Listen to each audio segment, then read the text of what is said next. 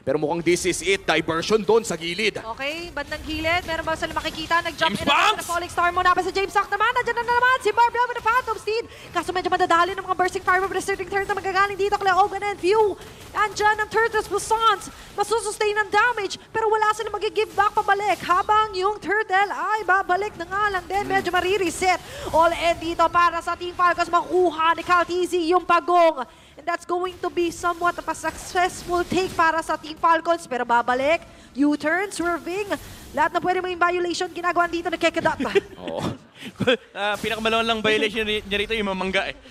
Ang buti na lang hindi niya ginawa dahil napakababa ng kanyang HP. Pero si Super Marco ngayon ay makapag-clear naman ng kanyang minion wave doon sa bandang itaas. Silipin natin ang Infinix in-game equipment.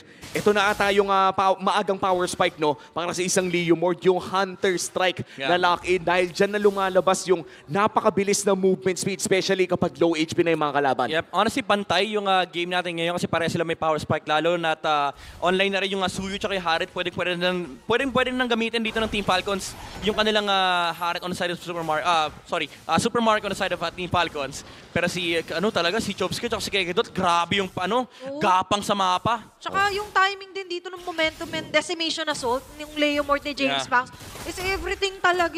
Lagi merong nadadali, may natutusok. Oh, tsaka ayaw nilang nag-iisa yung Leomord. Parang pakiramdam ramdam ng AP Bren na kailangan nilang mag-invest talaga sa kanilang jungler in this early game. Pero mukhang si Pandora magbibigay ng vision for Team Falcons. Hindi naman agad ito pipindutin o lalabanan ng AP Bren at mukhang maghihintay na naman tayo para sa huling pagong ng larong ito.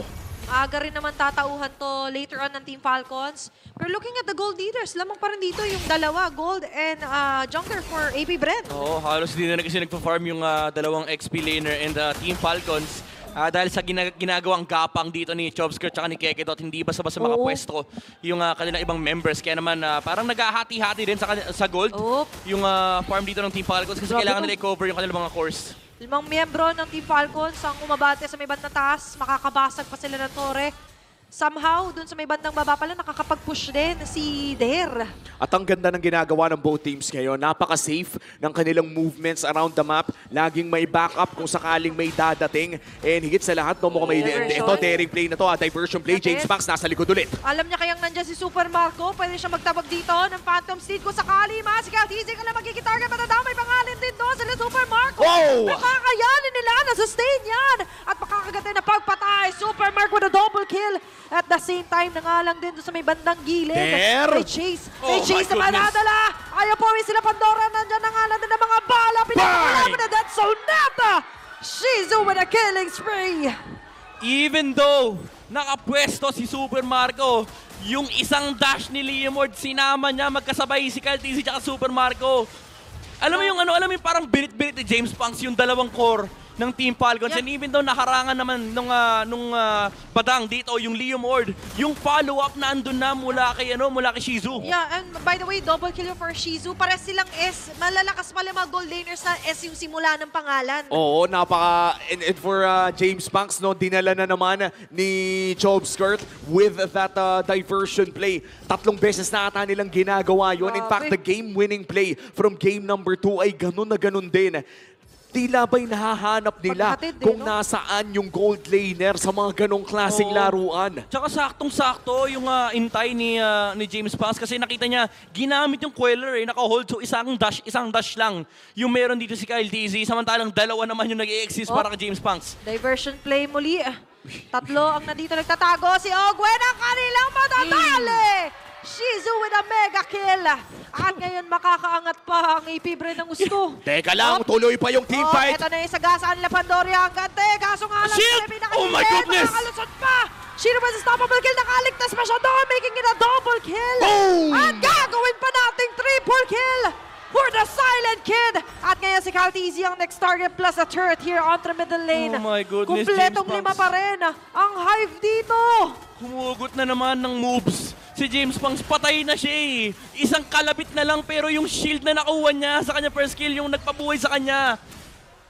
And exit na rin agad with that diversion play. 7-0-1 on this Granger. Shizu with the snowball. At higit sa lahat, ay kahit ba kagat patali o kapit patalim ang galawan dito ni James Punks, ay tila ba hindi rin siya namamatay. Ginawang assassin yung Leomord, pre. Ayun, nagkaroon ng shield, di siya napatay. And yung front line ay hindi na kinakaya yung damage output ni Shizu. Especially with the long range pokes na nanggagaling mula sa kanyang Rhapsody. Laking bagay din actually ng mga ganong klase ng mga vacuum and diversion play kay Skirt. Nasabi na natin talagang nakapagpabago ng momentum on how they go for the facing dito sa laban natin. And this is shocking dahil for Team Falcons, ayaw din naman nilang my matalo goodness. dito. Ito naman. Another play view! Okay. Medyo makakapagpapaway, kaso nga lang, he's rolling on to the front. Pandora, nandyan for the save. Glur's pathway, makakaligtas. Kaso nga doon sa pinakagilid na dyan, pinagsusundok na yung Ogwen sila Shizu para makakaligtas pa rin. Bumalik with a bala. At gumaganto dito ang mga inakpe. AP Bren with a W again. Grabe, medyo kanya-kanya na yung plays dito ng Team Falcons. Nandun yung attempt ni Ogwen para ma-isolate yung Grandeur sa likuran pero hindi tumama sa pader. Oo. And nabuhay pa si Shizu. And ngayon, 4 na members lang mula sa side ng Team Falcons. Mukhang libreng Lord Tuomi. Oh, what a turn mula din sa AP Bren nung nakita nilang napupuruhan si Shizu ay lumapit din sila agad pero yun na nga dalawa yung na-vacuum. Okay. Pero Lord secured tapos hindi na ata nila itutuloy yung laban. Second diversion sa likod! Sasalubungin pa na dito si Count Easy pati sa View! Shizu yet again with a double kill! Si Count Easy ngayon ang hinahabol. Ayaw yata puwiin. Hindi yata siya tatatala. Falling Star mo naabutan ng content doon ng mga Starlight. Dances! Pero at the same time, ang laking advantage ito para sa AP Bren pa rin. Grabe, tapos na ang panahon nung mga Gatot Kacha, Hilda Flex. Mukhang nakahanap ng bagong flex dito ang AP Bren, Esmeralda and Baksha. Yung paghabol nila sa Team Falcons dito, ang laki kasi. Ang laki nung mapa ni Skirt, pwede niyang tipihan lahat. And I can't believe this pero 7,000 gold lead para sa AP Bren. They are up against Team Falcons, one of the best teams in the Philippines. At mukhang kinukorner na nga nila ang Team Falcons dito sa may bandang bottom lane. Okay, There, medyo Falling Star makakorner na Moon. si Kekadat kaso na-activate pa rin yung Revitalize. Legendary kill here for Shizu.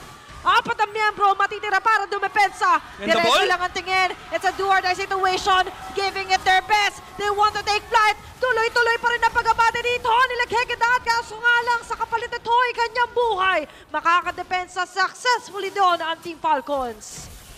Napakagandang depensa mula dito sa Team Falcons. And for AP Bren, mukhang hindi naman sila nag-overheat. They tried to do something at hindi naman ganun kalaki yung losses nila. Oo, pero nagpe-prep na ang AP Bren para sa mga endable gameplays. Ito, hinahanda na James Punks yung kanyang Winter Crown, yung all-in play with the Phantom Steed. Hindi, Queen's Wings pala. Okay, Queen's Wings yung binuo Okay para lang. sa additional system. Kala ko mag-Winter Crown eh. Pero ito kailangan isipin ng Team Falcons. Pasag na yung bottom lane. May panggagalingan ng mga backside TP plays mula dito kay Skirt. So kailangan nila ingatan yung kanilang pwesto. Even in this Lord fight, sobrang halaga na mas slow push nila yung bottom side. Kasi if hindi, kapag lumamang yung AP Bren sa slow push dito sa sa baba, pwede nilang i-hold yung Lord na matagal tapos bigla na lang mag-diversion to end the game. And for Team Falcons, kailangan na dito lumabas ang kanilang veterancy. Yung pinaghirapan nilang experience all across the globe. Nag-world tour na ang 5 ito. At mukhang inaantay lamang nila yung perfect opportunity for a perfect comeback.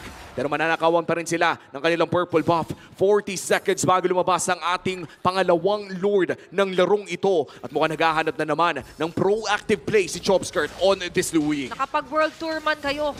Pero dito sa mapang to, hindi sila free na makagalaw. Ogwen. Andyan na salubong, andyan na gulong at mga bala. Ogwen, and an instant, tatanggalin ng AP Bren.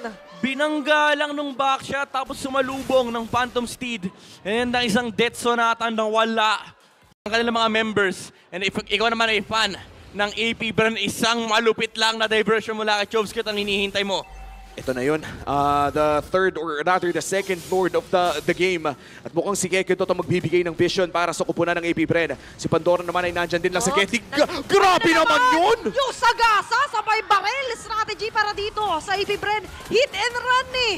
Diba? At ngayon, mabilis din makukuha ng AP Bren ang pangalawang Lord sa laban na ito. Grabe, hindi ka talaga mabubuhay sa burst nung Leomord. Kasi kapag tumama yung Death Sonata tapos yung duality proc nung Louis, yung talon ni James Punks, Walang galaw eh. kita ko palagpas 1,000 yung damage eh. Less than a second, Midnight. Hindi natin nakita yung kabayo para bang natanggal sa balat ng lupa. Oo. Ganun kabilis yung burst. Dalawang magkasunod kasi yun, pre, yung first kill ng Leomord, tapos actually dalawang first kill Yun yun, tas dash, hampas. Talagang ubos ka dun eh. Kala mo Lancelot yun eh. Huling lipad na ito ng AP Bren. Endable na ba para sa kanila? Okay, mukhang hindi papayag dito. Ang Team Falcon still soaring high. Makakadepensa, naglatag ng kalan din ng sword. Uy, Grabe! Diyos, mabilis sila Pandora. Makiklear ang next wave na dala-dala dito ng mga beasts. Pero tuloy pa rin ang pag-opensa na tumalo ng asin dito sa pinakalikot at tama na slide sila Super Marco. Pero but still, Oo. hindi nila ipipilit ang mga bagay-bagay. Oh, susubukan nila dito sa may bandang top lane. That's another inhibitor turret secured para dito sa kupuna ng AP Bren. Super Marco Okay. nasa harap. Zawad Force. Kick it up. nakapaglatag. Okay, kaso nga lang sila yung kinakalbaryo dito. Habang doon sa may pinakagilid si Count Easy, si James ba sa kanya tinatarget. Tinawag na nga lang din si Barbiel. Phantom Seed activated. They're onto the front lines, doing its best to sustain all those damages. But for Team Falcons, that's going to be a successful defense para sa kanila. Wait lang. Pwede gumawa ng diversion play dito. Hinihintay lang nila yung cooldown ng Phantom Steed. Pero baka maganda Okay, na lang, dumisiplina na lang ang AP Bren. Kala ko lalaban pa sila. Pero nakaka-bad trip yung Searing Torrent mula dito kay Tulak Pew. Lahat ng pwede sunugin, tulakin na ginagawa na nga lang din ng Team Falcons. Ito na. May Winter Crown na, Ay, nagpapalit na ng boots. pwede na. Nagpapalit na ng boots si James Pans. Kanina naka-sweep boots to eh. Tsaka baka ito na rin yung chance ng AP Bren. Hinihintay rin lang nila mabuhay si Kekedot. Available na rin ang Revitalize by the time they make a play. This might just be the game-breaking diversion Ito na. mula dito kay Chopskirt. Hindi na nila kailangan antayin yung Lord. Mas safe, oo, napiliin na mag-Lord na lang. Pero sa totoo lang, aasa pa ba kayo sa safe? Diba? Nandito na kayo eh. Risk it all. Ayun o. High risk and a high reward play. Ang pwedeng gawin dito ng AP Bren. As Pero- you mentioned, safe route nga yung Lord. Pero pwede rin naman biglang diversion doon sa gitna eh. Pero alam mo, parang di rin kasi choice ng AP Bren kasi nasa loob lang din naman ng base.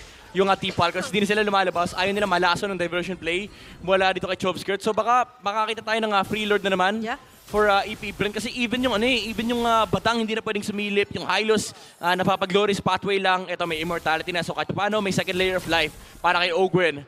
Pero hindi pa rin talaga comfortable for Ogwen to just look into the bushes na kontrolado ng AP Bren. And given na kayang patagalin ng AP Bren ang Lord Dance na to, pwede na rin nata nilang antayin ng 1 minuto or less yung Evolve Lord para mas masakit yung lalabas na Lord. Pero mukhang hindi hahayaan ng Team Falcons yun dahil magbibigay na nga rin ng vision dito sa Pandora. Si Few ay nandyan pa rin naman.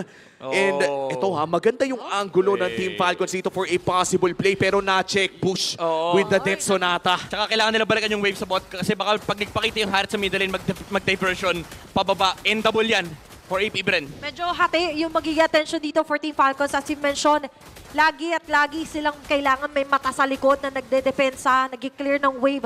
Habang for AP Bren, all around Oh, you turn! dito sila. Dera, tumasok na nga with the falling star. Sa Pandora, matatanggalan naman. Even with the glorious pathway, hindi siya makakaligtas. Habang sa may pinakigilid naman na dyan sila Kekedat na iniinda yung mga sakit. Yung mga pagsayaw na manggaling dito kay Super Marco. Kaso may immortality pa siya. Makakaligtas dito at makakakuha pa ng Diversion! goal. Ang AP Bren at yung diversion sa loob sa Idol lumakit. Sa Idol ka rin namin. At ngayon, nagsagasa ng gulang That's it! ayaw pa uwi. That's it! Dito ang That's Team it! Falcons. At tuloy-tuloy at nakakakuha ang AP Bren ng Game 3 win laban sa Team Falcons! At ang huling lipad ng mga Bees para sa Season 15 ay matatapos sa isang panalo